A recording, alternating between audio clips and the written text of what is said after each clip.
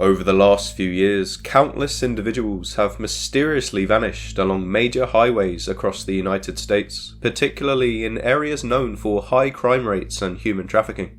Highways like Interstate 85, Interstate 10 and Interstate 40 stretch for thousands of miles, passing through desolate landscapes and bustling truck stops, many of which have become infamous for disappearances. Most of these cases share disturbing similarities where victims are usually last seen near gas stations or travelling alone before vanishing without a trace. Some are eventually found under tragic and unexplained circumstances, while others remain missing to this day, leaving their families desperate for answers. And yet, despite the growing number of cases, mainstream media has only just started talking about them recently, meaning there are countless victims who have been mostly forgotten by the public, and in some cases, even by the local police departments themselves. However, federal and state authorities have long warned about the dangers of highways as prime hunting grounds for predators, especially those with access to long-haul transportation such as truck drivers. The FBI's Highway Serial Killings Initiative has linked hundreds of victims to offenders who use these roads as their personal killing fields. But with so many missing person cases left unsolved, I feel we have to ask the question, could there be even more cases than we realise?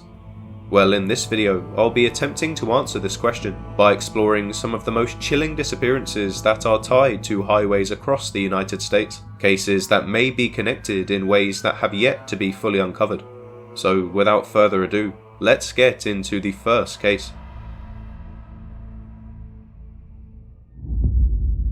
On Wednesday the 3rd of February in 2021, a 39-year-old mother of two named Cynthia Bah-Traore had left her teenage son at home to babysit while she stepped out to run some errands. However, despite her plans to return home at 7:30 p.m. that evening, she would mysteriously never arrive. Around 2 hours later, Cynthia's son would call his grandmother Tambra Alvoyd to let her know about the situation, as it was very unusual for Cynthia to be out this late on a weekday and to not be answering her phone. So, concerned for her daughter's safety, Tambra then called Cynthia's soon-to-be ex-husband to see if he knew where she was, and according to him, she had apparently been in some kind of accident and was recovering in the hospital. But after numerous phone calls, Tambra would continue to have no luck in tracking her daughter down, eventually deciding to wait until Cynthia reached out herself. However, the situation would only seem to escalate when the 39-year-old mother would fail to attend her divorce hearing, and it was later revealed by the police that Cynthia had actually been spotted at a gas station in Grandview, Texas, at around 10:35 p.m. the day she disappeared. The police also eventually found her car 2 weeks later abandoned next to Interstate 35 in Waco, Texas, with the keys inside and plenty of fuel in the tank. But despite the huge wealth of evidence that the police were able to uncover, after 4 years of investigating, she still remains missing to this day, which has understandably led many to wonder what really happened to Cynthia Bah-Traore, and more importantly, who could be responsible for her disappearance.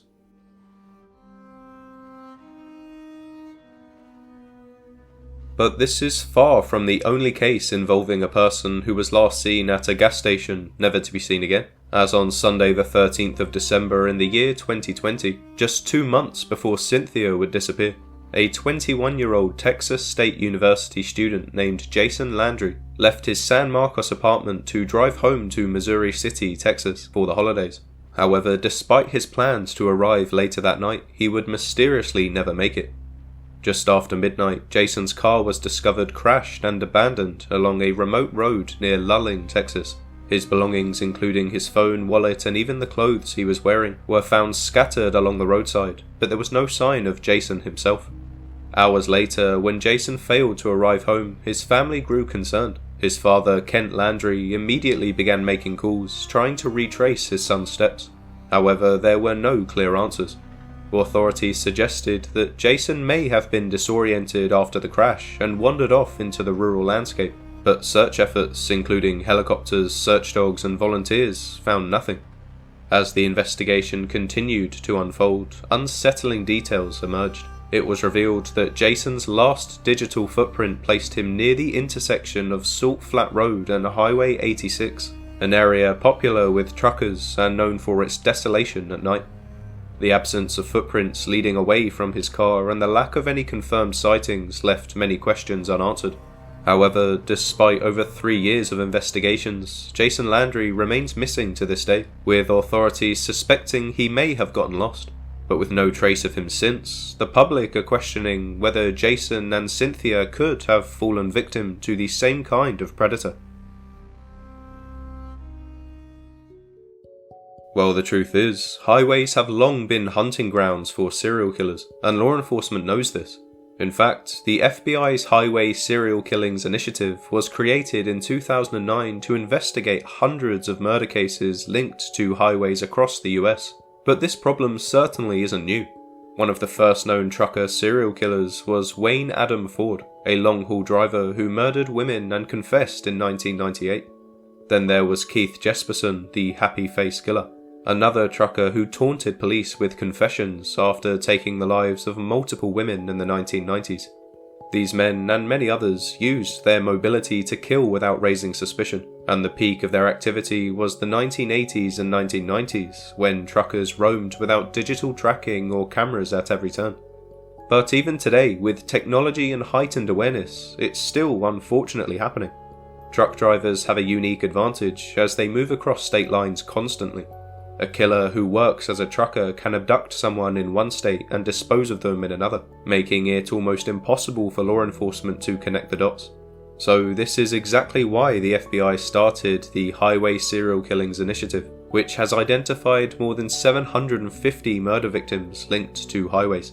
Many of these victims were vulnerable individuals, sex workers, hitchhikers, or people simply stopping for gas in the wrong place at the wrong time. But as we've seen with so many of these cases, anyone can become a target.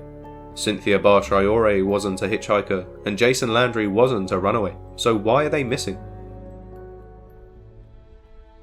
Well, sadly, Cynthia and Jason are far from the only ones, as to this day there are hundreds of people who have disappeared near highways and truck stops, never to be seen again, who had no previous affiliation with these vulnerable activities. Take the case of Brianna Maitland, who vanished in 2004 after leaving her job near a Vermont highway. Her car was found backed into an abandoned barn, her belongings still inside, but she was gone without a trace. But years later, in 2022, a major breakthrough emerged when a DNA sample linked to Brianna was discovered on an item near the abandoned car. The DNA was submitted to the FBI's database and compared against 11 persons of interest, many of which who were known truck drivers in the local area, yet no match was ever found. However, determined to push forward, authorities sent the sample to Othram Laboratories in Texas, where forensic experts successfully identified a candidate donor. But frustratingly, police were still unable to determine a suspect, likely because whoever the DNA belonged to was a person from another state. But as well as Brianna's story, there's also a much more recent case of Jessica Heeringer, who on the night of April 26th in 2013 disappeared while working the late shift at an Exxon gas station in North Shores, Michigan. Despite the store being open, there were no security cameras, leaving investigators with few clues about what happened.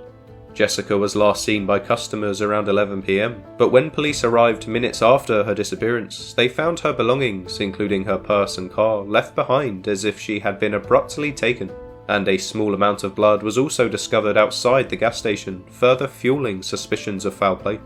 Witnesses later reported seeing a suspicious-looking vehicle near the gas station around the time Jessica disappeared, but to this day, her remains have not been recovered, and her case serves as a chilling reminder of the dangers lurking in isolated gas stations late at night, and the terrifying reality that predators may be watching when no one else is around.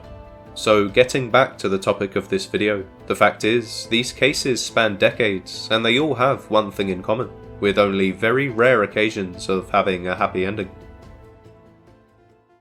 But thankfully, there are people working to stop this. Organisations like Truckers Against Trafficking train truckers to spot signs of human trafficking and report suspicious activity.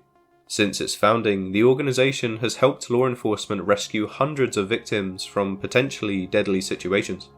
Additionally, law enforcement agencies have significantly improved tracking methods, with the implementation of license plate recognition cameras, forensic genealogy databases, and real-time GPS tracking on commercial trucks, which has helped identify potential predators before they strike.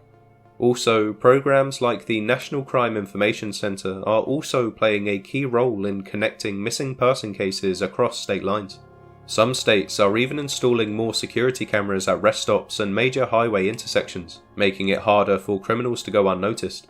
Gas stations and truck stops are being encouraged to increase surveillance and security personnel, and some states have begun to introduce rest stop safety zones, with emergency call boxes directly linked to state troopers. But despite all of these efforts, the fight is far from over, as the unsolved cases discussed in this video prove that we still need more awareness, more coverage, and more accountability. So with this in mind, what can we actually do to help?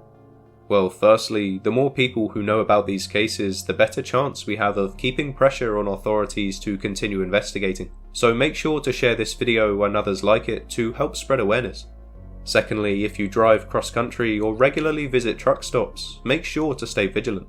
Be aware of your surroundings, travel in groups if you can, and if you see something suspicious, be sure to report it immediately.